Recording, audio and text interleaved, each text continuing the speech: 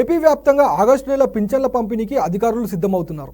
గత నెలలో కంటే ఈసారి మరింత సమర్థవంతంగా నిర్వహించేందుకు ఏర్పాట్లు చేస్తున్నారు. మొదటి రోజునే 99% మందికి పింఛన్లను పంపిణీ చేసేలా టార్గెట్ పెట్టుకున్నారు. ఇప్పటికే దీనికి సంబంధించి పలు సూచనలు జారీ చేశారు.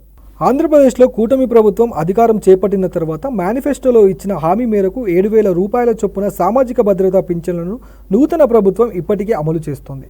గత నెలలో ఈ కార్యక్రమంలో రాష్ట్ర వ్యాప్తంగా మంత్రులు, ఎమ్మెల్యేలు, ఎంపీలు పింఛన్ల పంపిణీ కార్యక్రమంలో పాల్గొన్నారు. ప్రస్తుతం ఏపీ వ్యాప్తంగా 66.34 లక్షల లబ్ధిదారులు ఉన్నారు. దీని ద్వారా ప్రభుత్వానికి ప్రతి నెల 1967.34 కోట్ల రూపాయలు పంపిణీ చేస్తున్నారు. ఎన్టీఆర్ భరోసా పింఛన్ పథకం ద్వారా సాధారణ పింఛనీదారులకు నెలకు 4,000 రూపాయలు అందిస్తున్నారు.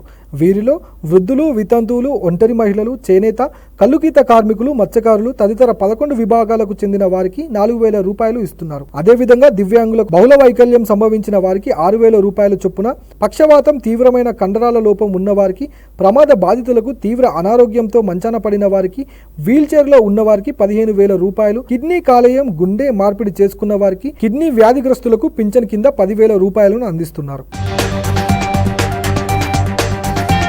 గత నెలలో విజయవంతంగా పింఛన్ పంపిణీ చేసిన అధికారులు ఆగస్టు నెలలో కూడా అదే విధంగా ఇచ్చేందుకు సిద్ధమవుతున్నారు. ఈసారి మొదటి రోజులో 99% మందికి పింఛన్లు పంపిణీ చేసేలా టార్గెట్ పెట్టుకున్నారు. ఈ మేరకు అధికారులకు పలు సూచనలు జారీ చేశారు. ఆగస్టు 1న పింఛను పంపిణీ కోసం సిబ్బంది అంతా ఉండాలని ఆదేశించారు.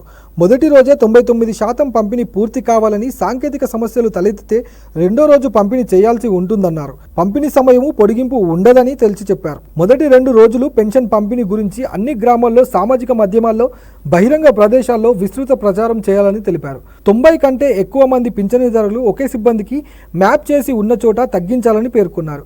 సెక్రటేరియట్ వారీగా పెన్షన్ మొత్తాలు ఇప్పటికే అన్ని ఎంపీడీఓలకు, కమిషనర్లకు పంపించామని, ఈ మొత్తాలు 31వ తేదీన సెక్రటేరియట్ బ్యాంకు ఖాతాలలో జమ అవుతాయన్నారు.